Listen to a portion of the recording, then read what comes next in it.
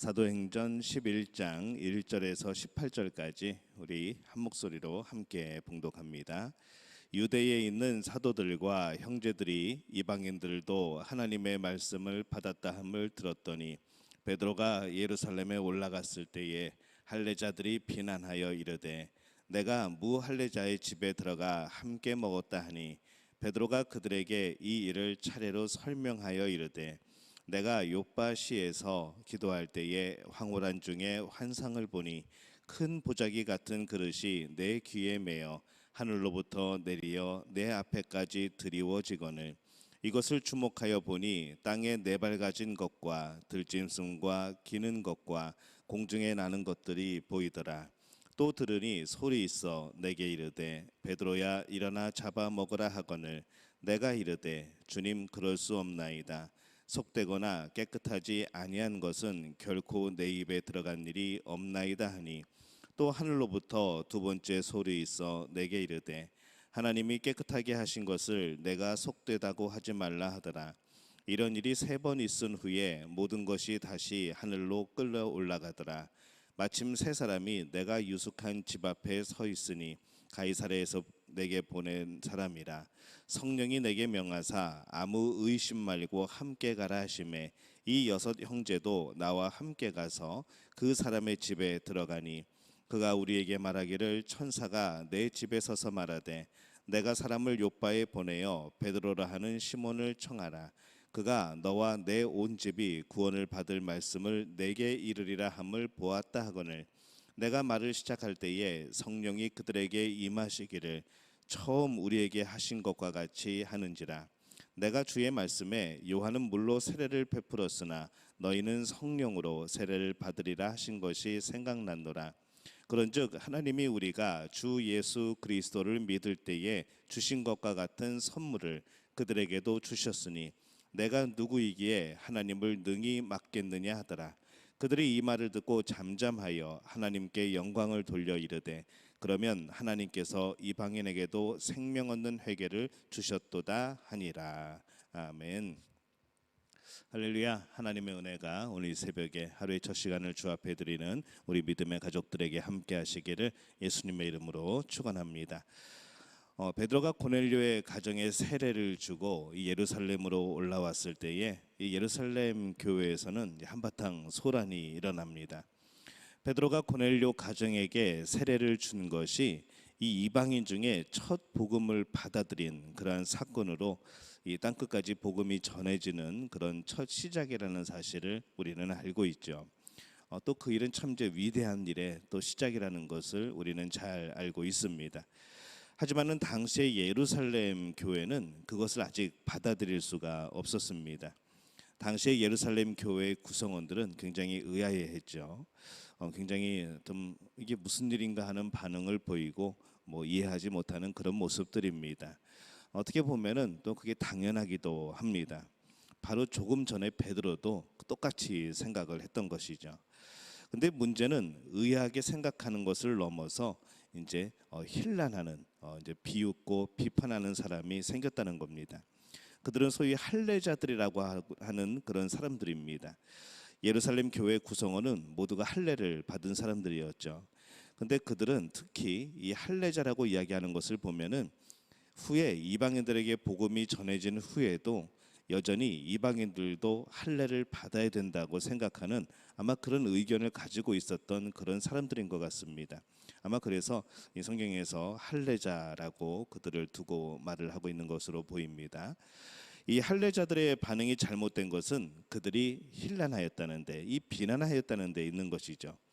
그들은 아직 그곳의 사정을 잘 듣지 못했습니다. 어떤 일이 일어났었고 무슨 역사가 나타났었고 또 어떤 깨달음이 있었는지 정확하게 그것을 듣지 않았던 것이죠. 이방인들에게 세례를 주었대라는 소문만 가지고 어떻게 사도들이 그럴 수 있어? 라며 이제 먼저 앞질러 간 겁니다. 먼저 이 베드로의 이야기를 듣지도 않았고 지극히 그런 단순한 그런 정보를 가지고 베드로와 그의 일행들을 아주 이렇게 비웃었다는 것을 보면서 그 자체로 굉장히 잘못된 것이죠. 누군가 누구를 비난할 때 보면은 이 정당하기보다는 많은 부분에 있어서 바로 이러한 경우에 속합니다. 단편적인 몇 가지 정보를 가지고 그것이 모든 것일처럼 그렇게 사실을 더 알지도 못하고 그렇게 비난하는 경우들이 많은 것이죠. 특히 그들의 목회자였던 이 베드로를 그렇게도 신뢰하지 못하고 비난하는 것은 더 잘못된 일입니다.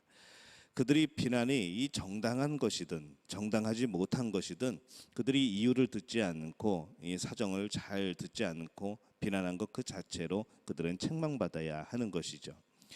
우리는 이 어떤 사정을 듣고 지적하여도 그것이 자기 입장이고 잘못인 경우가 많은데 듣지도 않고 또 그렇게 비난하는 것은 굉장히 잘못된 일입니다. 우리는 이런 오류를 범하지 않도록 조심해야 하죠. 오늘 말씀의 4절에 보면은 아름다운 장면이 하나가 나옵니다. 베드로가 저희에게 이 일을 차례로 설명하여 그렇게 말씀을 합니다. 베드로는 이 자신의 이야기를 듣지 않고 이 비난하고 있는 이 할례자들을 책망하지 않습니다. 특히 그들의 목회자인 자신을 신뢰하지 못하고 이렇게 비난한 것이지만은 베드로는 그것에 대해서도 침묵합니다. 그들의 비난에 베드로가 과잉 반응을 하지 않는 것이죠. 단지 그는 그들을 향해서 왜 자신이 그렇게 행동했는지 조용히 설명을 해줍니다. 베드로의 이 반응을 보면서 우리는 또 한 가지를 배우게 됩니다. 어떻게 보면은 이 베드로의 입장에서 보면은 이 할례자들을 향해서 강하게 대응할 수도 있었죠. 이미 성령의 역사가 나타났고 하나님이 보여주신 것이 있고 또 하나님의 인도하심이 있고 인간이 어쩔 수 없는 그런 역사들이 나타나고 또 경험한 바로 베드로입니다. 그래서 그것을 가지고 이번에야말로 그가 목회자로서의 권위를 세울 수 있는 그런 기회가 될지도 모르는 것이죠. 지금 할례자들이 베드로를 비난하는 것을 보게 될 때에 그들은 어쩌면 전에도 이 베드로의 하는 일들에 대해서 트집을 잡았던 그런 사람들이 아니었을까라는 생각을 해봅니다. 마치 자신들의 의견이 진리의 전부인 것처럼 그들이 오래 믿었고 역사 속에 선택받은 민족이었고 이제 그러한 이유로 어떤 기득권을 가지고 있었고 그래서 마치 자신들이 진리처럼 생각하는 그러한 부류의 사람들로 이 베드로를 무시했을 수도 있습니다. 뭐 사람 사는 곳인데 뭐 그런 것이 전혀 없지는 않았겠죠. 베드로는 이번 일이 이 성령 하나님이 인도하셔서 그렇게 되었다는 것을 확실히 알고 있습니다. 그렇다면은 이번 기회에 이 거짓을 일삼고 있는 그들을 아주 혼내줄 수도 있을 것 같은 그런 분위기입니다. 근데 이 베드로가 그렇게 하지 않습니다. 베드로는 그들에게 자세히 설명해주고 또 그것들을 설득하죠. 왜 그런가 하면은 그들도 성도이기 때문에 그렇습니다. 또 베드로는 목회자인 것이죠. 혹 성도가 잘못해도 이 성도와 목회자는 적이 아닙니다. 우리들 보면은 무슨 성도가 뭘 잘못하거나 목회자가 뭘 잘못을 하면은 서로 적으로 생각을 합니다. 근데 이 목회자와 성도는 적이 되면은 그 다음부터 모든 예배, 모든 은혜, 모든 신앙생활이 방해를 받기 시작합니다. 그러한 관계 속에서 어떻게 하나님 앞에 제대로 신앙생활을 할 수가 있겠습니까? 근데 우리 모두는 서로 항상 또 잘못할 가능성을 가지고 있는 것이죠. 그런데 그때마다 적이 되면 또 그 시간으로 인해서 그것이 회복되는 시간으로 인해서 그 오랜 시간 동안 하나님 앞에 제대로 신앙생활 하지 못하는 그런 시간들이 생긴다면은 그 교회는 과연 어떻게 되겠습니까? 잘못이 있어도 목회자의 심정으로 이해하는 것이고 사랑하는 것이고 또 성도의 심정으로 존경하고 사랑해야 되는 것 아니겠습니까? 그것이 우리가 신앙생활하는 그런 모습이어야 됩니다. 그 누구를 위해서가 아니라 내 자신을 위해서 그렇게 하는 겁니다. 베드로는 그가 진리 편에 있었지만은 그는 싸우지 않습니다. 진리 편에 있으면 싸워야 한다는 것은 아주 잘못된 생각입니다. 그것은 그릇된 것이죠. 뭐 영적인 싸움에서 마귀와의 싸움에서 이 진리를 지키고 수호하는 것은 이것은 우리의 사명이기도 합니다만은 우리가 공동체 안에서 이 진리 편에 있다고 생각하며 그거 싸우는 것은 제대로 된 신앙이 아닌 것이죠. 진리의 편에 있는 사람은 더욱더 예수님의 마음을 가지는 겁니다. 진리 편에 있는 사람은 더욱더 예수님을 생각하는 겁니다. 예수님이 죄인을 품으셨듯이 진리는 많은 이들을 품는 것이죠. 우리는 어떤 모습의 신앙생활을 하고 있고 어떤 길을 걸어가고 있습니까? 우리는 화평한 길을 만들어가고 있습니까? 아니면 할례자들처럼 이 진리라는 이름으로 싸우려 하고 있습니까? 우리 모두가 이 화평한 길을 만들어가는 그런 복된 우리 모두가 되어지기를 바랍니다.